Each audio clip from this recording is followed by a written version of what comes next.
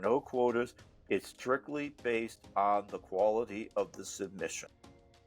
What happens is that when they get, and they're going through this now, you get the number of submissions. AIA makes sure, okay, did you at least follow the requirements of what had to be submitted? Are you eligible? Are you current on your licensure and on your continuing education? Once they do that, they split the big pile into 7 smaller piles. Each of the jurors gets their pile, and they then spend a couple of months because the assigned juror will read their assigned submissions cover to cover, and they will be the ones that present when the jury convenes in late January, early February. And they will present, they'll say, okay, this is Ed Gauvreau, he's going to object 4. These are the strengths that I see. These are areas that we need to talk about. And they all look at stuff, and they will discuss in terms of, hey, has he really raised the bar for the profession? Is it just his day job, or did he do go above and beyond the day job? Because there are folks that will come through and says, well, isn't that what you're supposed to be doing? How did you really raise the bar? I will use a takeoff of what Justice Douglas said years ago regarding pornography. I can't define it, but I know it when I see it. And I think a similar thing goes with architects.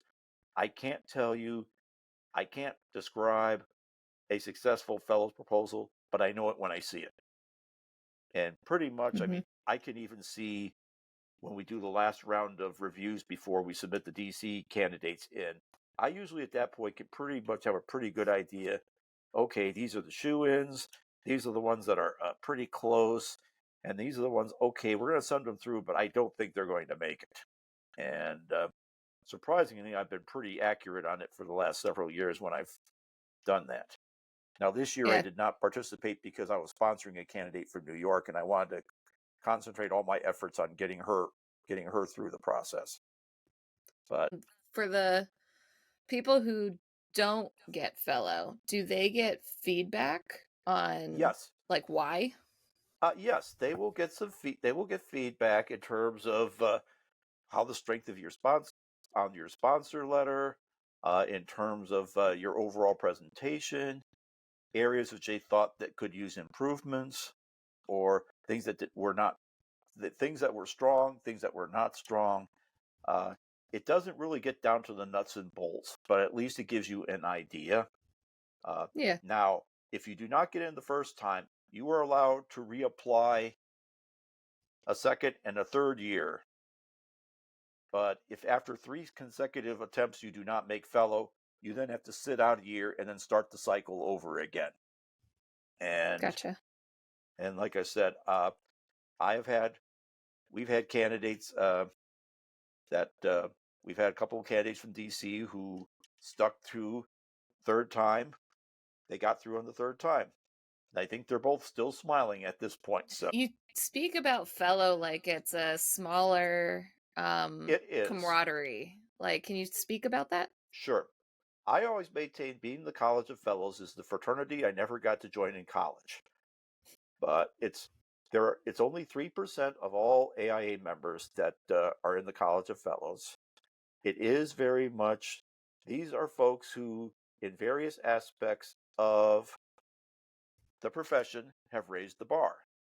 Now, of course, when I got in, I just said, oh my God, but when you had investiture, there's a luncheon before that where everybody gets in there, and you start talking to everybody, and you think, and they say, well, this is what I did for it. Oh, that sounds, that's interesting. And you all of a sudden that everybody does different stuff. And you find those stuff that is really intriguing. The fact is that the great diversity of folks, even like within particular objects, that you just say, whoa, that's interesting. We need to talk later. And I have established some very good friendships, both within my fellows class, but also with other fellows. I'll tell you a true story. About a year after I made fellow, one of our district commanders in Japan, who graduated from the University of Miami with his architecture degree, he was trying to get folks from Miami to come out and be like summer students or even to get full-time employment. He's calling his old professors and he's not getting the time of day out of them. He says, Ed, I'm not getting anywhere. He says, Tom, let me take a shot at it. Well, it turns out Elizabeth Platter-Zyberk, who had been the dean when Tom was there, she had stepped down as dean but was still on the faculty, and I had met her briefly a couple of times.